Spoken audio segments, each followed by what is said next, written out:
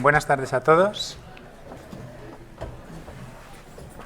Vamos a ir empezando porque de esta manera podemos conseguir llegar a tiempo a la discusión, que tiene que ser la parte pues un poco más participativa. Mi nombre es Víctor Bazán, estoy acompañado de Eduardo Caballero. Vamos a moderar una mesa sobre actualización en tormenta rítmica. Entonces, la única cosa que pediría a los ponentes es que se restrinjan un poco al tiempo, porque de esta manera pues podemos dar al margen a tener una discusión bien interesante, porque yo creo que es un tema que, más allá de lo que nos expliquéis, seguro que va a dar pie a mucho comentario, a mucha discusión. Y sin más dilación, pues doy paso a Francisco Javier García Seara, de Santiago, del Hospital de Santiago, que nos hablará sobre concepto, etiopatogenia y pronóstico en pacientes con tormenta rítmica. Buenas tardes. En primer lugar, quiero agradecer a la organización la invitación de estar aquí en esta sesión sobre actualización en tormenta rítmica con el tema concepto, etiopatogenia y pronóstico. La tormenta rítmica se define clásicamente como una situación clínica caracterizada por la presencia de 3 o más episodios de taquicardia ventricular o fibrilación ventricular que conducen a terapias apropiadas del desfibrilador y se dan en un periodo de 24 horas. Como veis, es una definición que es arbitraria, porque el número 3, ¿por qué no 2?, ¿por qué no 20?, ha tenido variaciones a lo largo del tiempo.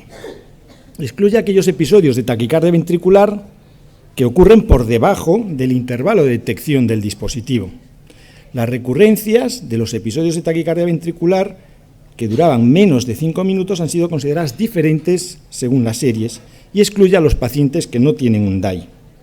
Por ello, creo que una definición más moderna de tormenta rítmica podría ser una emergencia médica, porque es una situación clínica emergente que se caracteriza por 3 o más episodios separados de una arritmia ventricular en un periodo de 24 horas o bien una taquicardia ventricular incesante que dura más de 12 horas. Si analizamos las series publicadas sobre tormenta rítmica, vemos que la mayoría han incluido los pacientes con este criterio de 3 o más episodios. Destacar la serie del Hospital Clínico Universitario de Valencia, de la autora Izquierdo, publicada en Europees de 2011, con 3 o más episodios y el 75% llevan un desfibrilador. Pero ha oscilado entre 2 episodios y hasta 20 episodios en 24 horas según las series. Respecto a la prevalencia, también en función de la población ha oscilado entre 10% y hasta 40%. Casi todas las series ha observado que la tormenta rítmica se asocia a un aumento de la mortalidad. Por tanto, podemos decir que manejamos una prevalencia entre el 10 y el 20% en prevención secundaria y del 4% en prevención primaria. Respecto al tipo de arritmia que caracteriza la tormenta rítmica y el tiempo, vemos que ha oscilado pues, desde unos 4 meses en esta serie hasta casi 4 años en esta otra. La mayor parte, eso sí, de las arritmias que caracterizan una tormenta rítmica son formas de TV monomórfica. Por tanto, la mayoría son taquicardias monomórficas, pero hasta un 21% podría ser una fibrilación ventricular aislada y hay formas mixtas hasta un 14%. Decir que aunque se han descrito triggers hasta en el 25% de los casos, sobre todo en relación con el infarto de miocardio o pacientes sin cardiopatía estructural, es muy difícil identificar los triggers. Y el tiempo medio desde el implante de un desfibrilador a la tormenta rítmica es habitualmente entre 2 a 3 años. Respecto a la etiopatogenia, podemos decir que en ella influye el aumento del tono simpático, las anormalidades en el manejo de calcio intracelular con aumento del calcio citosólico y la irregulación en la fosforilación de proteínas producen sobre un sustrato estructural o electrofisiológico el desencadenamiento de una tormenta rítmica. Sin embargo, no sabemos por qué algunos pacientes hacen y otros no una tormenta rítmica. Incluso se ha descrito la existencia de una predisposición genética, no solo en aquellos pacientes con una canalopatía, por ejemplo, sino en pacientes con miocardiopatía, que hacen que una determinada mutación pueda hacer que un paciente desarrolle una tormenta rítmica y otro no. Además de los mecanismos que les acabo de hablar, está el daño miocárdico inducido por el propio choque o descarga eléctrica. Este daño miocárdico lo que produce es un aumento de troponina I, produce una disminución en la extracción de láctico en las mitocondrias y todo esto genera daño miocárdico. están los fenómenos de la electropermeabilidad, que lo que produce es una disrupción de la membrana celular y, aunque esto se considera reversible, no sabemos a largo plazo qué puede pasar con estos cambios inducidos por esta electroporation o electropermeabilidad. También existe un aumento del tono adrenérgico que puede ser hasta 3 veces mayor de lo que existe antes del choque eléctrico y ocurre a los 10 minutos posteriores al choque eléctrico. Y después está la activación crónica en pacientes con portadores de un desfibrilador del sistema simpático asociados a la depresión y a la ansiedad. Por último, también la carga rítmica, la FV, produce mayor daño miocárdico que la TV rápida y esta mayor que la TV lenta. Todo esto da lugar a cambios estructurales, a la oxidación de reactivos en la mitocondria que producen una alteración en la regulación del calcio en el retículo sarcoplásmico, aumento del calcio citosólico y elevación de una proteína, la proteína quinasa 2, calmodulina, que tanto su forma oxidada como su forma fosforilada lo que hacen es fosforilar proteínas que afectan al acoplamiento, excitación, contracción e inducir la formación de proteínas que inducen fibrosis y que inducen inflamación.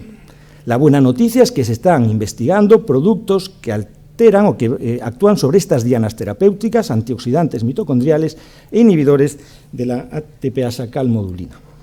Respecto a los mecanismos, nos centramos en las TVs en pacientes con cardiopatía estructural y el estudio no invasivo a través de resonancia, con contraste y el mapeo de intensidad de señal ha permitido identificar características diferenciales de la cicatriz. Así se diferencia una cicatriz homogénea de una cicatriz heterogénea con zonas de viabilidad dentro de ella en la que se pueden identificar canales de conducción. Y este mapeo no invasivo se asocia muy bien al mapeo invasivo que tenemos con los sistemas de navegación. Un poco más, y en este aumento por caracterizar mejor la cicatriz, se han identificado canales y parte de diferenciar entre estos canales una zona de entrada con los potenciales muy cercanos al QRS previo y unas zonas intermedias con los potenciales un poquito más lejanos. El interés de esto tiene que la ablación discreta en estas zonas de las entradas de los canales permite hacer la ablación de sustratos sin hacer una ablación excesivamente extensa. Y también la mejora en la tecnología con catéteres con microelectrodos o con catéteres que permiten la recopilación de una alta densidad de puntos ha permitido mejorar la caracterización de la cicatriz. Fijaos a la izquierda, la parte homogénea más importante, fijaos cuando el mapeo es más preciso, vemos zonas heterogéneas en el interior de esa cicatriz. ¿Y qué pasa con el mecanismo en aquellos pacientes con taquicardias ventriculares y canalopatías? Pues se ha descrito un solapamiento muy importante en aquellos pacientes que tienen una canalopatía por pérdida de función de la corriente de sodio o corriente de calcio. En función de si tienen una corriente ITO o IKATP prominente, tendremos, en el caso de que no la tengan, un predominio y una de la expresión clínica de los trastornos de conducción, y en caso de que sí la tengan, tendremos un predominio de lo que es el síndrome de Brugada o los fenómenos del síndrome de repolarización precoz. En el caso de que esta disminución en la función de estos canales se asocie a una ganancia de función de la corriente de sodio tardía, tendremos los fenómenos del síndrome de QT prolongado o fibrilación auricular. Es decir, que el síndrome de Brugada se asocia a variantes de hasta 19 genes diferentes, de los cuales solo un 30-35% son mutaciones patogénicas y de ellas, entre un 11 y un 20% son mutaciones en relación con el canal del sodio. Como veis, todo esto se ha ido complicando mucho a lo largo de los años. Presento el mecanismo celular o las bases celulares de lo que sería el síndrome de Brugada en una preparación canina. Vemos el potencial de acción en el endocardio y en el epicardio, hacemos un bloqueo del canal de sodio y calcio con terfenadina y aparece ya este gradiente entre endocardio y epicárdico por la mayor expresión de la corriente ITO. Y esto da lugar a una elevación del segmento ST. Mantenemos la exposición a terfenadina y fijaos como aquí en esta zona del epicardio se pierde ya el domo y aparece ya una dispersión en la repolarización, tanto epicárdica entre estas dos zonas como endoepicárdica. Un punto más, este potencial aquí puede ya transmitirse a la zona vecina que ha recuperado la refractariedad y generar una torsades. Y este fenómeno puede ser reproducido con estimulación eléctrica programada. Quizá la novedad que hay que decir respecto al síndrome de Brugada es que el mapeo del epicardio ventrículo derecho ha permitido identificar zonas, electrogramas de duración prolongada que se amplifican con bloqueantes del sodio, flecainidroagmalina, y que pueden ser susceptibles de eliminación con ablación con radiofrecuencia. Esto sería un ejemplo de una zona aquí en púrpura con estos electrogramas de duración aumentada. Vemos aquí estaría una zona sana, aquí otra, en el término de esta zona, y vemos cómo son potenciales de larga duración, de baja frecuencia, de amplitud variable, que no se sabe exactamente si su mecanismo es por un trastorno de conducción o por un trastorno de repolarización. El caso es que parece que la ablación puede eliminar estos potenciales. Respecto a la repolarización precoz, en el año 2016 la AJA lanzó un consenso para definirla como un síndrome. Se caracteriza por la elevación del segmento de ST por lo menos de 1 milímetro en 2 derivaciones contiguas, pero describen una serie de patrones que se deben considerar como tal: la elevación de ST sin alteración en la parte final de QRS, el notching o melladura en la parte final con elevación, notching sin elevación, y el slurred o esta deflexión en la parte final del QRS sin elevación de segmento ST. Es posible que la elevación pueda ser también por un gradiente entre endocardio y epicardio que ocurre al final del QRS, que da lugar a la elevación del punto J. Por tanto, estos son los 3 patrones que se definen y que debemos diferenciarlos de otros patrones con elevación del segmento ST, como ocurre en el síndrome de Brugada o como ocurre en la displasia de ventrículo derecho con las ondas épsilon. Esto es un ejemplo de un paciente con repolarización precoz, con esta forma slurred, con esta porción final descendente del QRS empastada, en este caso 5 derivaciones, como una extrasístole en este paciente induce fibrilación ventricular y cómo con isoproterenol se corrige el patrón de repolarización precoz. ¿Qué pasa respecto al mecanismo de la fibrilación ventricular? Podemos considerar estas 4 fases. En la fase de iniciación, generalmente una extrasístole ventricular o una taquicardia ventricular rápida es la que produce la fibrilación ventricular. Dentro de las extrasístoles, la más importante en cuanto a su origen es la que se produce en la red de Purkinje, hasta un 60% de los casos. Esta es una zona muy arritmogénica, tanto por alteración en el automatismo, por actividad desencadenada, por reentrada. Está relativamente aislada del miocardio subyacente y constituye un buen sustrato para la arritmia. Después está el tracto de salida y, por último, el miocardio o los músculos papilares. Aparece después una fase de transición en la que aparecen las reentradas en espiral con el frente de despolarización típica de los rotores curvado, el frente de repolarización y la zona entre ambas, el core o singularidad de fase. Pasamos a una fase de mantenimiento en el que predominan reentradas o ondas rotores madre que se rompen y se propagan en diferentes rotores o drivers, y al final un fenómeno de mantenimiento en el que se ha descrito muchos fenómenos focales en la red de Purkinje anclados sobre las zonas de fibrosis. Esto sería un ejemplo como en un paciente sin cardiopatía estructural una extrasístole de la red de Purkinje induce fibrilación ventricular. Estas extrasístoles, vemos en este caso, se originan en el ventrículo en el Purkinje derecho, morfología de bloqueo de rama izquierda y eje superior, o el Purkinje izquierdo, en este caso con diferentes morfologías de bloqueo de rama derecha. Esto era un caso de un paciente con fibrilación ventricular idiopática, pero el Purkinje también participa, y mucho en pacientes con cardiopatía estructural. Y os pongo un ejemplo de un paciente recién operado en una cirugía de bypass coronario en el que una extrasístole ventricular, fijaos con morfología de bloqueo de rama izquierda y eje superior, induce una fibrilación ventricular. Si vamos al mapeo, observamos como la zona más precoz, donde se origina esta extrasístole, es en el Purkinje derecho, con una precocidad de 170 milisegundos. El mapeo del Purkinje, tanto derecho e izquierdo, nos permitió, se permitió realizar una ablación eficaz en este paciente.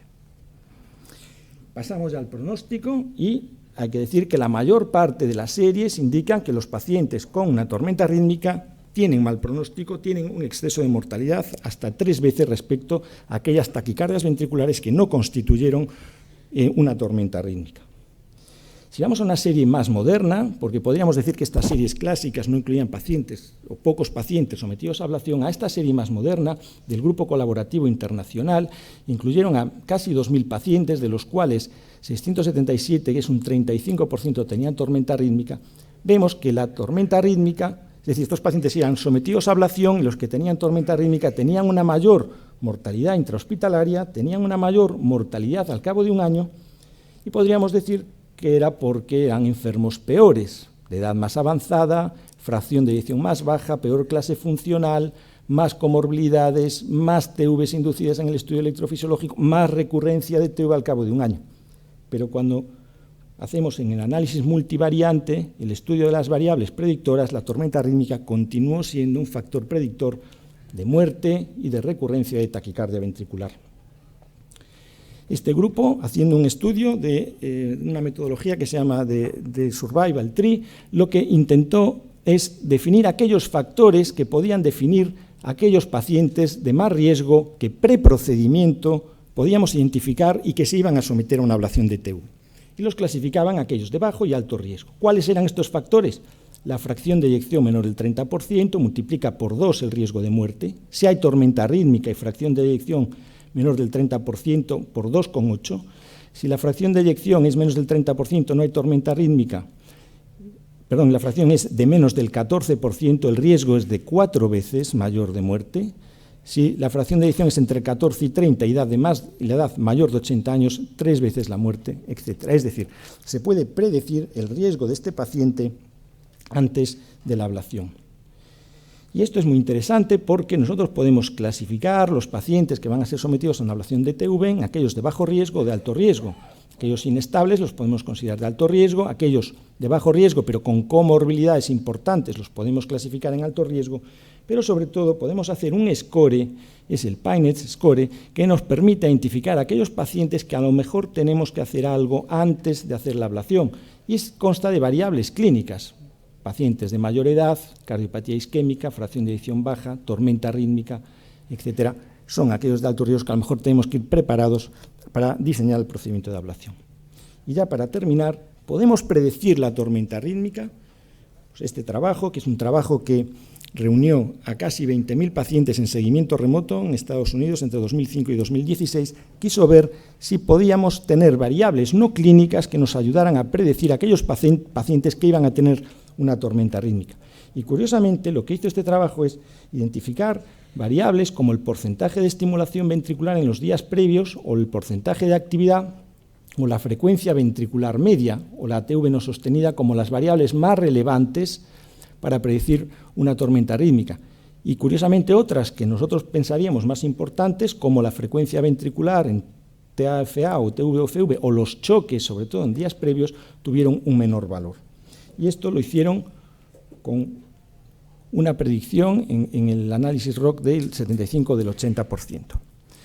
Muy bien, pues esto es todo. Muchas gracias por su atención.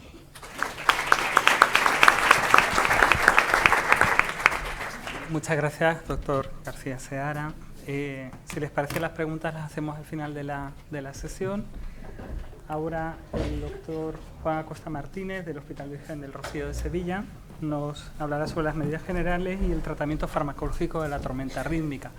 Recuerden que a través de la aplicación del Congreso y mediante la lectura del código QR correspondiente a la sesión pueden hacer preguntas que formularemos al final a los ponentes. Adelante. Bueno, pues muchas gracias por invitarme a participar en esta sesión.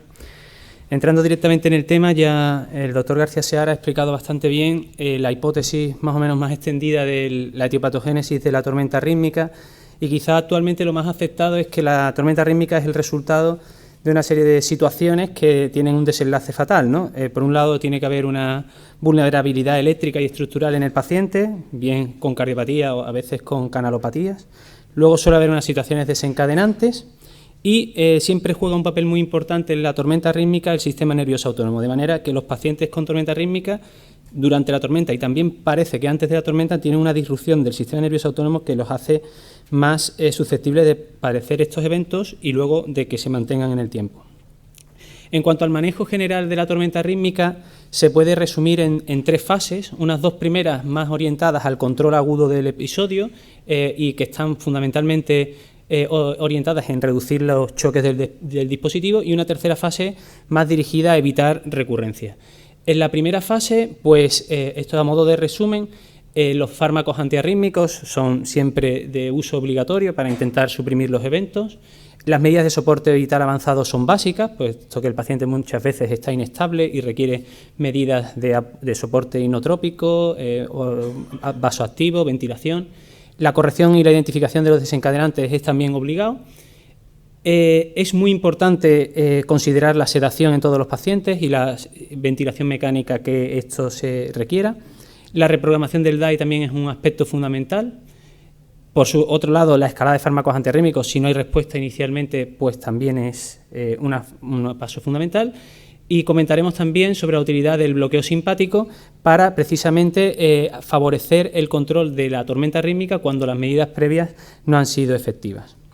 Iremos desglosando estos pasos uno a uno, dejando para la doctora Izquierdo ya las medidas más invasivas como la ablación.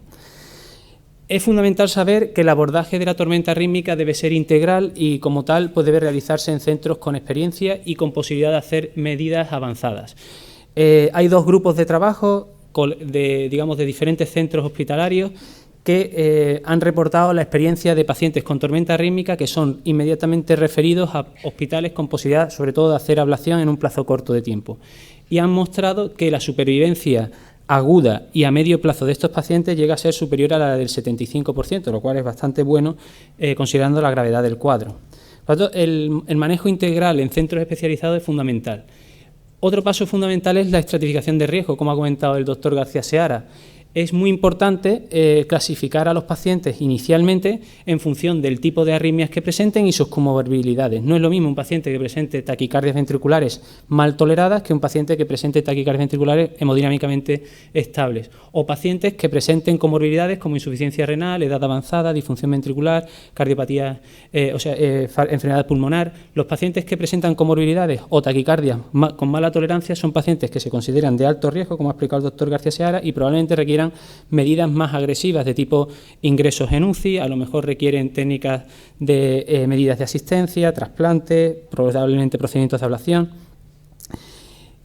En el ámbito general de todos los pacientes con tormenta, como he dicho inicialmente, es obligado la corrección de desencadenantes.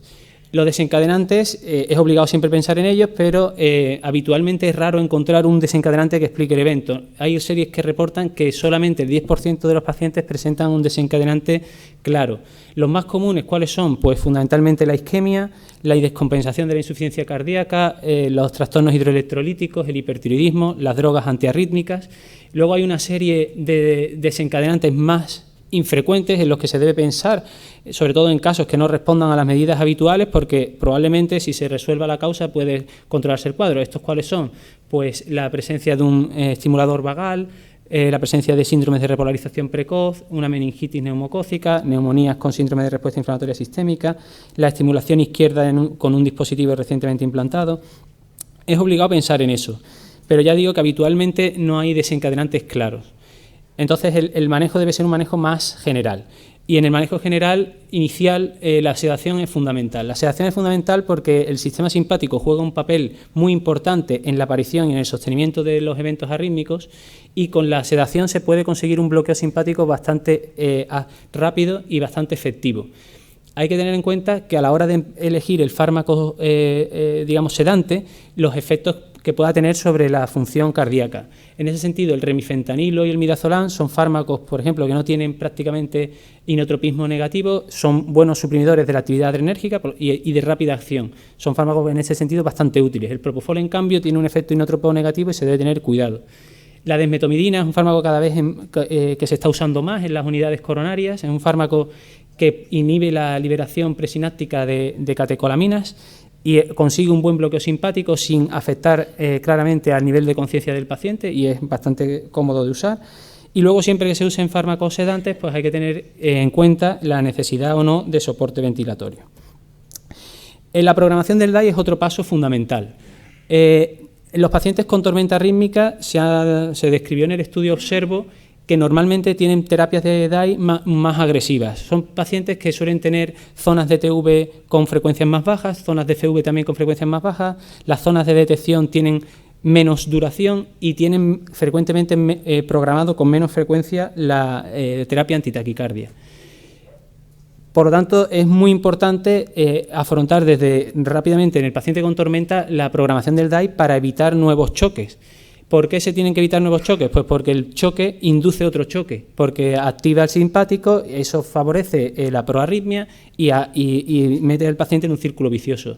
Luego, además, sabemos por el Madrid-Reed que los choques repetidos se asocian a mayor morbimortalidad. ¿Cómo podemos evitar que el paciente reciba más choques, digamos, evitables? Pues en situación aguda, pues incluso en urgencia se puede recurrir al imán. Es importante comprobar la tolerancia de las TVs, porque si el paciente tiene TVs toleradas hemodinámicamente bien, pues a lo mejor no es necesario tener los choques activados, se pueden manejar esas taquicardias con terapia antitaquicardia, favoreciendo por lo tanto el ATP. Y luego está reportado, aunque es infrecuente verlo, que pacientes con resíncro recientemente implantados, el electrodo izquierdo en zonas de escara puede favorecer episodios de arritmia y desactivar su estimulación puede ser efectivo.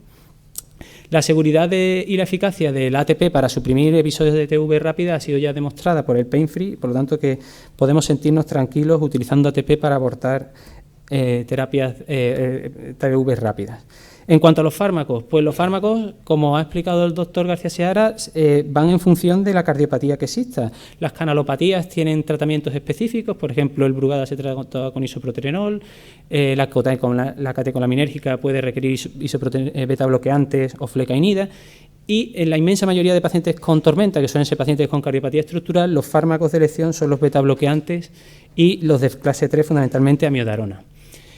Los betabloqueantes deben ser el tratamiento de primera línea farmacológico en la tormenta porque consiguen un bloqueo simpático y ya sabemos desde principios de los años 2000 por el trabajo de Nademani que en pacientes con tormenta el bloqueo simpático es mejor que el tratamiento antiarrítmico. El tratamiento antiarrítmico en aquella época de los años 2000 con bretilio, procainamida, lidocaína, es decir, lo que recomendaban las guías, en pacientes con tormenta no solo no curaba sino que se asociaba a más mortalidad. Y en cambio los que recibieron bloqueo simpático, bien con beta bloqueantes o con el bloqueo del ganglio estrellado, tenían una mejor supervivencia. ¿Qué beta bloqueante es el mejor? Pues en ese sentido ha habido novedades este año y ha habido un trabajo publicado en JACC que ha comparado el betabloqueo no selectivo con propanolol frente al betabloqueo con metoprolol en pacientes con tormenta y se ha visto que el betabloqueo no selectivo es más eficaz porque reduce la duración del episodio de tormenta, reduce los números de episodios arrítmicos y reduce los números de choque del desfibrilador. ¿Y por qué? Pues porque cuando se hace primero los pacientes con tormenta suelen ser pacientes en insuficiencia cardíaca y en insuficiencia cardíaca hay una infrarregulación de los receptores beta-1 del corazón. Eso supone que hay una proporción mayor de receptores beta-2. Los receptores beta-2 cuando son activados por el simpático producen hipopotasemia y una prolongación del QT, dispersión de la repolarización y por lo tanto puede haber un efecto proarrítmico, de manera que un bloqueo, beta-bloqueo no selectivo, beta-1, beta-2, puede tener un efecto antiarrítmico superior al bloqueo exclusivo beta-1. En asociación a los beta-bloqueantes, el fármaco que se suele utilizar y que ha demostrado mayor eficacia es la amiodarona. Sabemos que la amiodarona es un fármaco fundamentalmente de clase 3, pero también tiene efecto clase 1, clase 2 y también tiene un efecto simpaticolítico, es decir, clase 4, cuando se utiliza intravenoso. Las ventajas de la amiodarona las conocemos todos. Es un fármaco que en monoterapia y en agudo ha demostrado que puede suprimir las TVs hasta en un 40%, que asociar betabloqueantes es superior al betabloqueante aislado, incluso al sotalol, que reduce la recidiva de tormenta arrítmica y como contrapartida pues es un fármaco con efectos adversos considerables y se ha asociado a mortalidad en recientes metaanálisis, si bien es cierto que eso es a largo plazo y que quizá en el momento agudo de la tormenta no prime tanto las contrapartidas como las ventajas que muestra. Hay otros fármacos que se han usado clásicamente en la tormenta, como por ejemplo la lidocaína, que hasta el principio de los 2000 prácticamente era un fármaco antiarrítmico muy empleado en urgencias sobre todo, y se vio sin embargo a partir de 2002 con este trabajo de Dorian que la lidocaína es claramente inferior a la amiodarona para el control agudo de los episodios de taquicardias ventriculares y FV, lo cual ha hecho que sea un poco desterrada, quedando su uso fundamentalmente relegado al manejo de las arritmias en contexto de isquemia. La mesiletina es otro fármaco clase 1 que asociada a amiodarona puede ser efectiva para evitar nuevas recidivas de tormenta arrítmica, pero en todo caso sería un fármaco de segunda línea.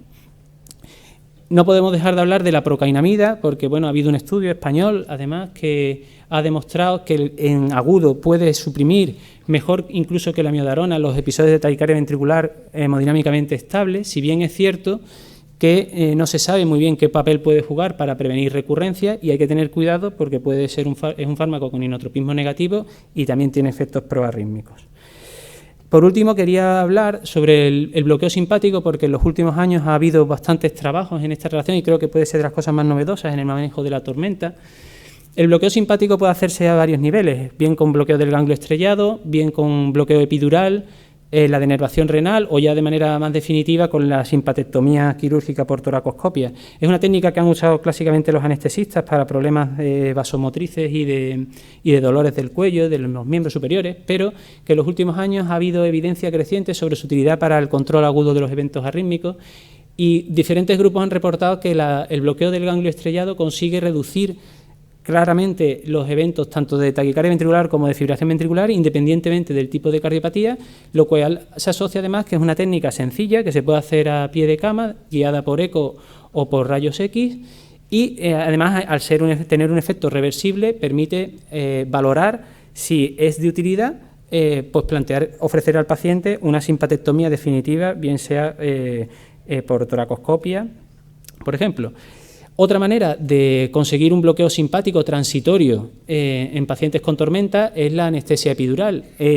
Hay menos trabajo sobre esto, pero también hay grupos, sobre todo desde la UCLA, que han reportado recientemente que la anestesia epidural permite controlar en fase aguda los episodios de tormenta arrítmica.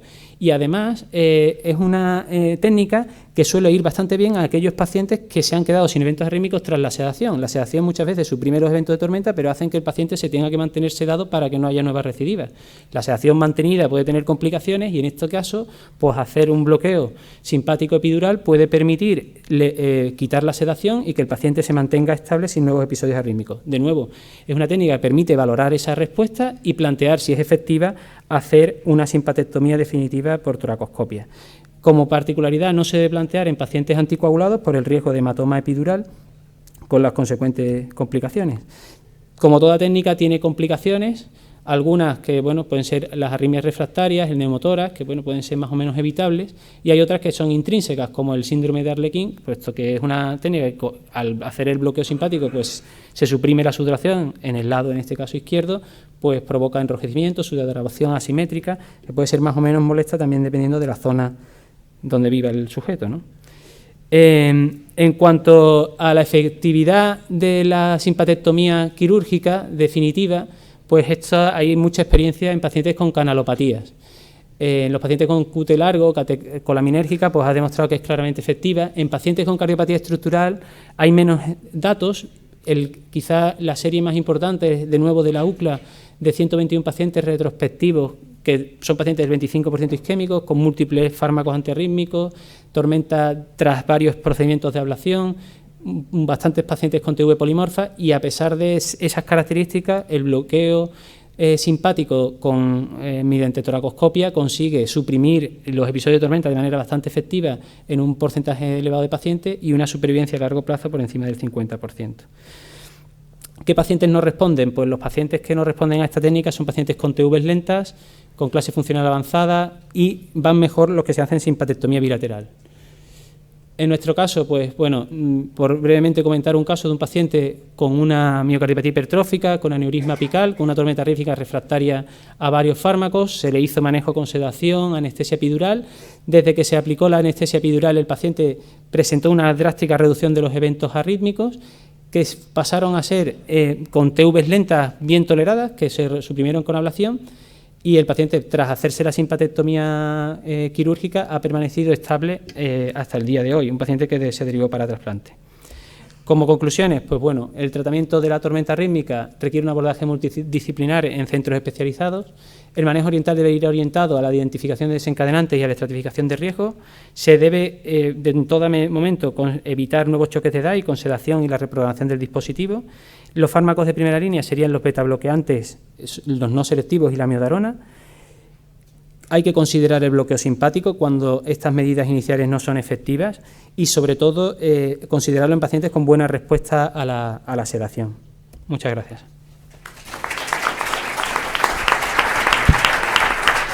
Gracias, Juan. Gracias, Juan. Doy paso a Maite Izquierdo, del Clínico de Valencia, que nos hablará del abordaje invasivo. Cuando quieras, Maite. Hola. Buenas tardes. Bueno, la tormenta arrítmica es un problema creciente En nuestro hospital La Fe, no clínico, pero ha habido un incremento progresivo desde 2011 a 2018 de ingresos por tormenta arrítmica en pacientes con cardiopatía. También ha habido un incremento de pacientes remitidos para ECMO o trasplante a lo largo de los años por motivos de tormenta arrítmica. La tormenta arrítmica tiene dos papeles desde mi punto de vista. Uno, la prevención de recidivas y otro, en ocasiones, pues la estabilización directa del paciente, y el paradigma son las tormentas por fibrilación ventricular en pacientes con infarto subagudo y extrasístoles del sistema de Purkinje, que no sé si a la estimulación simpática funcionarán, que probablemente sí, pero a los fármacos funciona muy mal y a veces solo la ablación los estabiliza. Pero la ablación ya ha mostrado en nuestro medio que es eficaz. En la serie del clínico de 2012 ya se vio que en unos pacientes seleccionados con una función deprimida pero no demasiado, pues la ablación disminuía las recidivas de tormenta arrítmica, frente a un grupo histórico donde no se hacía ablación, sin que hubiera impacto en la mortalidad. También en el Hospital La Fe, que a partir de 2013 se inició el programa de ablación de taquicardia ventricular, pues vemos aquí que progresivamente en estos pacientes se hizo más frecuentemente la ablación. Y es justo a partir de 2013 cuando disminuyen drásticamente las recurrencias por taquicardia ventricular, coincidiendo con el inicio de la ablación en pacientes con tormenta arrítmica. Poco a poco fuimos mejorando en la ablación y el grupo de Natale pues vio que era mejor hacer una ablación agresiva, endoepicárdica, en pacientes con tormenta y cardiopatía isquémica, sin necesidad de inducir taquicardias ventriculares, simplemente de sustrato, y que tenían menos recurrencias que cuando se iba directamente por el endocardio a ablacionar la TV inducida exclusivamente. Y cuando digo agresiva, pues a veces hay imágenes como estas en sus artículos. Bien, y hay un tercer papel de la ablación que no he dicho, y es la prevención de tormentas arrítmicas en pacientes que todavía no han presentado tormentas, han tenido taquicardias ventriculares. El estudio VANIS, que es el mayor estudio randomizado de ablación de taquicardia ventricular en pacientes en los que ya falló un fármaco antiarrítmico, pues se vio que era mejor ablacionar frente a subir la dosis de ese fármaco antiarrítmico o cambiarlo a otro fármaco antiarrítmico. Y esta mejoría fue casi a expensas, exclusivamente casi, de una disminución en la aparición de tormentas en estos pacientes. Por lo tanto, también tiene un papel preventivo. Bueno, y ya más recientemente, el grupo de Santangeli, el grupo americano, pues ha mostrado que la ablación es igual de efectiva en tormentas en pacientes con cardiopatía isquémica o miocardiopatía dilatada, con unos muy buenos resultados. Al año ellos tenían un 30% de recurrencias de taquicardia ventricular, que en pacientes con tormentas es muy bueno, y menos del 5% de recurrencia de tormenta arrítmica, que a mí me parece excelente. Y esta serie así es calcada a la serie publicada hacía 10 años por los italianos, por su serie de tormentas, de ablación en tormentas. Vemos que las curvas que son exactas, pero hay que tener unas consideraciones. En estas series, por ejemplo, en la americana, casi todos los pacientes incluidos eran pacientes cuya tormenta era a expensas solo de una taquicardia ventricular monótona sostenida, una morfología. En el italiano no.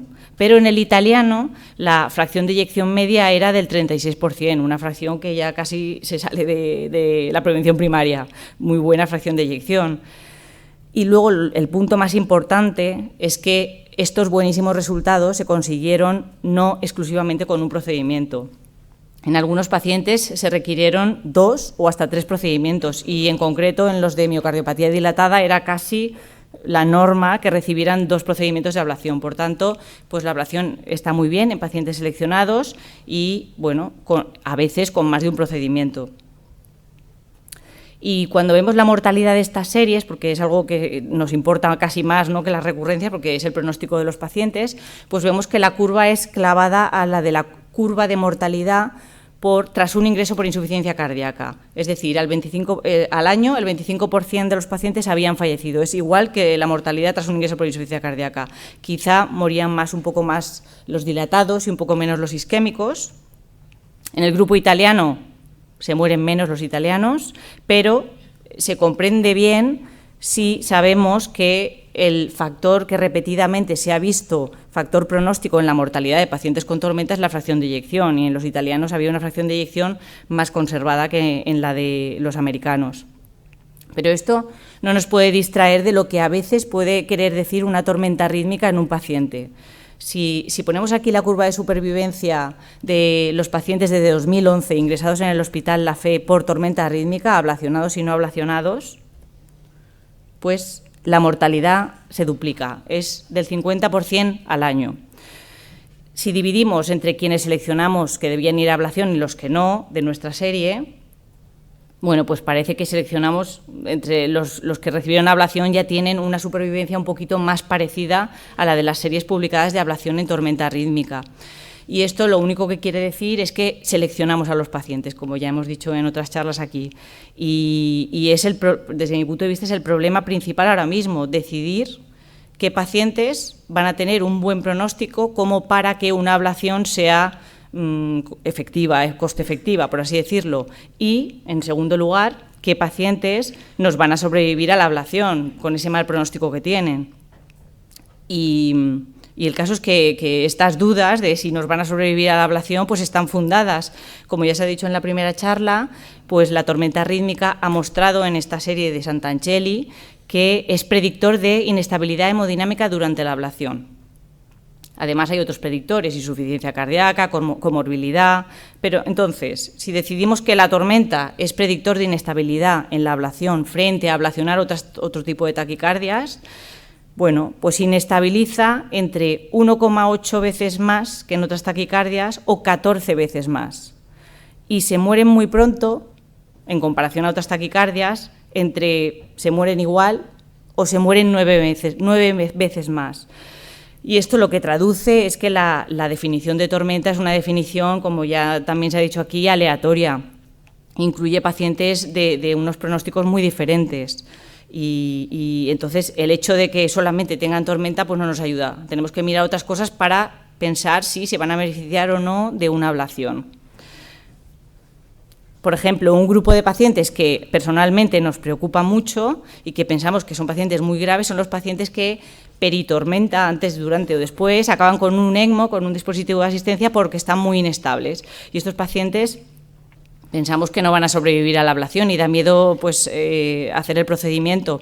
Y está fundado porque en este estudio, donde incluyen precisamente esos pacientes, al mes el 70% de esos pacientes con el ECMO habían fallecido. Pero bueno, como estamos en eso de, vamos a seleccionar qué pacientes ablacionamos y cuáles no, vamos a rascar a ver si hay algunos que quizás sí que vale la pena. De esta misma serie vieron que quizá los que no tenían insuficiencia renal iban mejor, sí que podían tener un mejor pronóstico, y aquellos pacientes cuya tormenta tenía un desencadenante, como por ejemplo el infarto subagudo, que no el agudo, sino la tormenta por FV desencadenada por estas sístoles de Purkinje, que es otro contexto, pues estos pacientes también iban mejor, aunque a priori pudiera parecer con el ECMO que eso pues, no iba a ir bien. Bueno, y esto de inestabilidad me lleva directamente a la charla siguiente, por eso no voy a entrar en ello, que es, si son pacientes que se van a inestabilizar, pues el uso profiláctico de asistencias ventriculares para la ablación. No entraré porque nos lo explicará mejor la doctora Bravo, solo decir que son estudios todos retrospectivos observacionales. Y hay uno que lo necesito para hilar lo que quiero decir, que es el de Santanchelli de 2018, que también es retrospectivo y compara a pacientes a los que se les implantó una asistencia ventricular de forma profiláctica frente a un grupo que no se les implantó y usaron un propensity score para intentar que los pacientes tuvieran un pronóstico parecido, características basales parecidas, que esto, desde luego, no es como un randomizado, quiere serlo, pero no lo es. Pues es el único estudio retrospectivo que ha mostrado que los pacientes con asistencia ventricular antes de la ablación profiláctica, pues mueren menos. Pero claro, esperaríamos que esta mortalidad fuera a expensas de que se mueren menos en la ablación, en el ingreso, pues porque se les mantiene hemodinámicamente. Pero claro, cuando se mira la curva de supervivencia, pues no es así.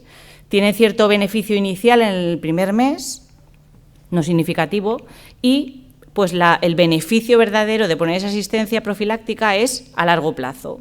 esto que hay que cogerlo con pinzas porque es un estudio retrospectivo, aunque tenga un propensity score, los autores lo equiparan con un ingreso por insuficiencia cardíaca. El ingreso por insuficiencia cardíaca ha demostrado que aumenta la mortalidad en el ingreso y también a largo plazo, como si la ablación, el procedimiento invasivo, pues equivale a como un ingreso por insuficiencia cardíaca.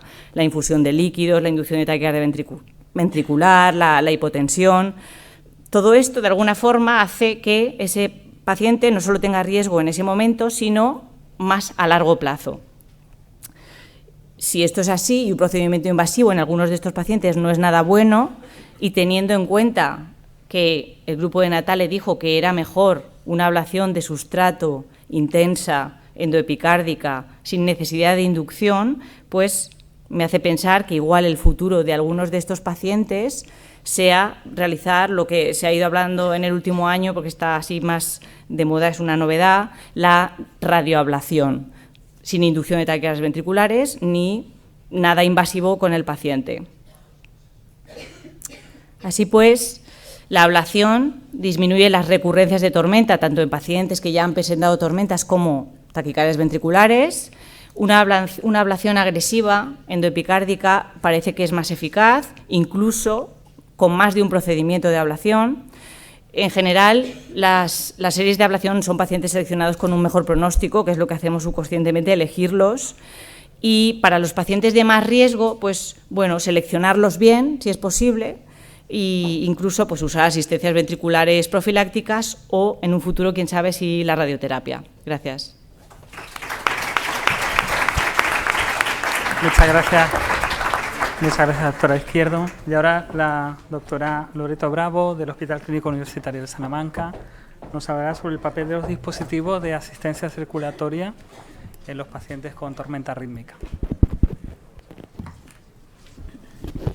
Bueno, buenas tardes. Agradecerle a la doctora Izquierdo su charla, a todos los ponentes, pero en especial a ella, porque me la ha dejado en bandeja para terminar esta mesa. Con una charla bastante clínica en la que creo que se ilustra bastante gráficamente varios de los conceptos que se han ido presentando a lo largo de la mesa. No tengo ningún conflicto de interés y, bueno, les presento un caso clínico real que hemos tenido muy recientemente en nuestro centro. Se trata de un varón de 61 años con factores de riesgo cardiovascular, hipertenso y diabético y con una historia larga de cardiopatía isquémica crónica desde los 36 años de edad que tiene su primer infarto inferior hasta el infarto en 2010, el infarto lateral, que debuta con una parada cardiorrespiratoria. Es un paciente que está operado de bypasses y que luego se tiene que reintervenir en este segundo infarto con estena a la coronaria derecha y una estena al bypass de safena que estaba obstruido. El paciente evoluciona con insuficiencia cardíaca congestiva crónica. Desde 2015 tiene una FEBI ya severamente deprimida, del 27% por resonancia, y está anticoagulado por una fibrilación auricular permanente. En febrero de 2018 se presenta en sesión y se decide un implante de desfibrilador automático implantable en prevención primaria y durante su seguimiento en la consulta de insuficiencia cardíaca avanzada, pues se le realiza una ergospirometría que objetiva una clase funcional C de Weber, con un consumo pico muy bajito de 14,2 mililitros km. Es un paciente que está en seguimiento, valorando en qué momento puede ser un paciente candidato a trasplante cardíaco al no tener ninguna contraindicación. Bueno, pues poquitos meses después del implante de este desfibrilador, debuta con una descarga apropiada del desfibrilador, con una taquicardia ventricular monomórfica sostenida que entra en ventana de TV rápida. Se produce un primer intento de ATP que es ineficaz y una descarga eficaz. Durante esta consulta se objetiva que el paciente había tenido ya una descarga anterior en el mes de julio, por la cual no había consultado. El paciente ya estaba en tratamiento con dosis muy altas de betabloqueante, con carvedilol, así que se inicia miodarona y se programa para un estudio electrofisiológico. Este es el estudio electrofisiológico que se hace a primeros del mes de octubre de 2018. El paciente prácticamente desde el inicio del estudio, que se hace por abordaje retroaórtico, se encuentra en taquicardia ventricular incesante y en varias ocasiones con la sobreestimulación lo que hace el paciente es acelerarse, degenerar en fibrilación ventricular y precisar choques de repetición. Esto lo hace hasta en 5 ocasiones con inestabilidad hemodinámica, por lo que hay que parar precozmente el procedimiento. Se considera un procedimiento fallido, ya que no se considera abladir gran parte del sustrato que tiene presente el paciente. Entonces, en este momento, así es como vemos nosotros al paciente. Tenemos una bomba de relojería encima de la mesa, sabemos que va a explotar en cualquier momento, pero no sabemos cuándo, ¿vale? Y la cuestión es que era bastante predecible, por algo que ya ha comentado la doctora Izquierdo, que este paciente pudiera debutar con una inestabilidad hemodinámica desencadenada por una inestabilidad eléctrica, ya que en el estudio de Sant'Angeli de 2015 ya se describe hasta un 11% de pacientes que se descompensan durante el estudio de taquicardia ventricular y definen como descompensación esto, una hipotensión persistente a pesar de vasopresores, que requiere el implante de una asistencia circulatoria o la discontinuación del procedimiento, que es lo que tuvimos que hacer nosotros. Este es un porcentaje bastante alto, un 11% de pacientes que tienen que discontinuar el procedimiento o someterse a un implante de asistencia ventricular. Y en este estudio lo que describen es una especie de escala de riesgo, un score que ya han introducido mis compañeros, el PINEST, con el cual pues intentan predecir qué pacientes son los más propensos a desestabilizarse durante el estudio. Este score tiene la cualidad de que ha sido validado, aunque no prospectivamente, sí retrospectivamente, en otras 2 cohortes de pacientes independientes y consta de las siguientes variables. Nuestro paciente, si se ponen a contar, pues por la edad, que tenía 61 años, tiene 3 puntos, por la cardiopatía isquémica otros 6 puntos, por la clase funcional avanzada 6 puntos y por la diabetes mellitus otros 3 puntos. Es decir, estaría en el tercil de mayor riesgo, tiene una puntuación de riesgo mayor del 15% y estos pacientes, como ven abajo a la izquierda, tienen hasta un 24% de posibilidades de descompensarse durante un estudio invasivo de taquicardia ventricular. O sea que podríamos haberlo ya predicho. ¿Esto qué importancia tiene? Tiene tanta importancia como que el 50% en el seguimiento de la serie de Sant'Angeli mueren, de los pacientes que se descompensan, hasta el 50% mueren los siguientes 3 meses y mueren fundamentalmente de insuficiencia cardíaca refractaria. ¿Vale? Entonces, llegado a este punto, pues decidimos que nuestra solución puede ser el implante de una asistencia ventricular. El paciente se nos adelanta. La tarde del estudio invasivo, que tiene que ser parado de manera prematura, tiene en la unidad coronaria 2 taquicardias ventriculares rápidas que degeneran en FV y precisan choque. Así que ya no nos queda más remedio que ponernos a ello y al paciente se le implanta un sistema de oxigenación extracorpórea. En el estudio de la doctora Barato, del año 2016, estas eran las indicaciones por las que estos médicos ponían los dispositivos de asistencia ventricular en pacientes con tormenta. Y como ven, nuestro paciente estaría dentro de los últimos 2 supuestos. Sería un paciente de alto riesgo con TVs no toleradas o también se podría considerar un paciente en el que ha fallado el estudio invasivo previo. Nosotros, en nuestro centro, lo ponemos con la colaboración de los compañeros de hemodinámica, se hace un implante percutáneo de ECMO y ahí ven en el vídeo pues, la cánula venosa que está implantada en la aurícula derecha, que se pone de manera percutánea, al igual que la cánula arterial que se pone por la arteria femoral izquierda. Como apunte, simplemente es conveniente tener en cuenta que el implante, siempre que sea posible, debe ser un implante programado, ya que hay al menos 2 series, como ha introducido la doctora Izquierdo, en el cual el implante de rescate, el implante no programado, el implante agudo en el momento de descompensación del paciente, conlleva un mayor número de complicaciones y una mortalidad mucho mayor a corto plazo. Por tanto, se le pone a nuestro paciente el sistema de oxigenación extracorpórea y proseguimos con un segundo estudio de ablación. En este caso, el paciente sigue con su taquicardia ventricular incesante, que degenera varias veces en otras morfologías. Este paciente tiene hasta 5 morfologías diferentes durante el estudio, pero al llevar puesto el ECMO tiene una tolerancia hemodinámica excelente y nos permite hacer tanto mapeo de sustrato como mapeo de la taquicardia clínica y finalmente terminación de 3 de las 5 taquicardias que se indujeron, llevando a la compleción del estudio y ablación de todo el sustrato de este paciente. Sin embargo, el paciente a los 3 días, cuando ya se estaba intentando hacer el destete, el weaning de la ECMO, al bajar la sedación e intentar bajar las revoluciones del aparato, comienza de nuevo otra vez con tormenta refractaria en nuestra unidad coronaria.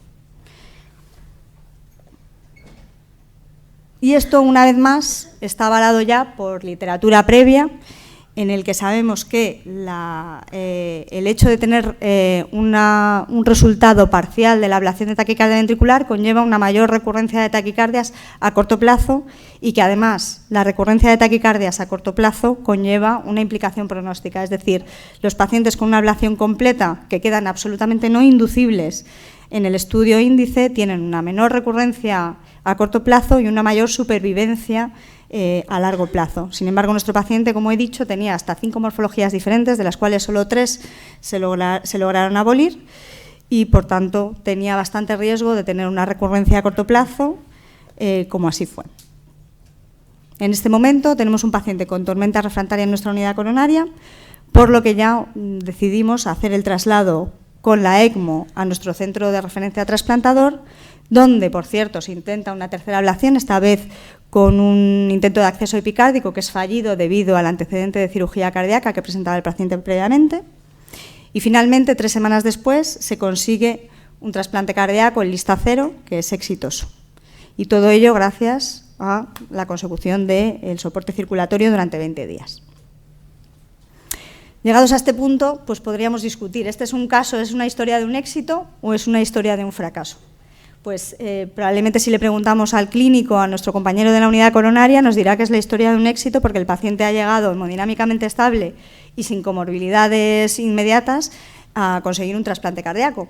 Si le preguntamos a nuestros compañeros de electrofisiología, pues lógicamente nos sentimos un poquito frustrados porque no hemos sido capaces de tratar la tormenta. Pero, como bien decía la doctora Izquierdo, no todos los pacientes con tormenta probablemente van a ser susceptibles de un tratamiento eficaz con ablación.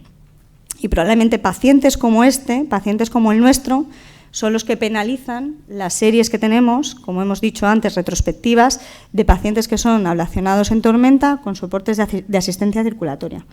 Como ven, todos los estudios, como ya hemos comentado, son retrospectivos, muchos de ellos multicéntricos, a pesar de que algunos hacen el Propensity Score. Y, desde luego, en todos ellos los resultados a largo plazo son decepcionantes, en el sentido de que no se encuentra ninguna diferencia significativa ni en la recurrencia de taquicardias ventriculares tardías ni en la mortalidad. Pero, como hemos dicho, probablemente lo que estamos haciendo es analizar pacientes con etiopatogenias muy diferentes, en situaciones muy diferentes en cuanto a su en la terminalidad de su cardiopatía y con probablemente con resultados de ablación que se podrían ya anticipar de antemano.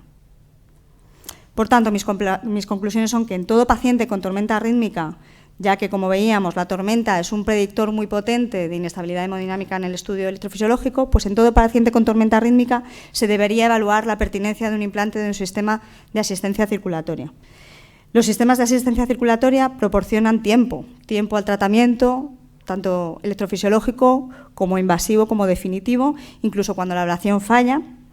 Y, por supuesto, tener en cuenta pues, la calidad de la evidencia que en todos estos pacientes, como ya hemos dicho, pues todavía deja mucho que desear y echamos en falta estudios multicéntricos, prospectivos y, si fuera posible y deseable, pues incluso aleatorizados.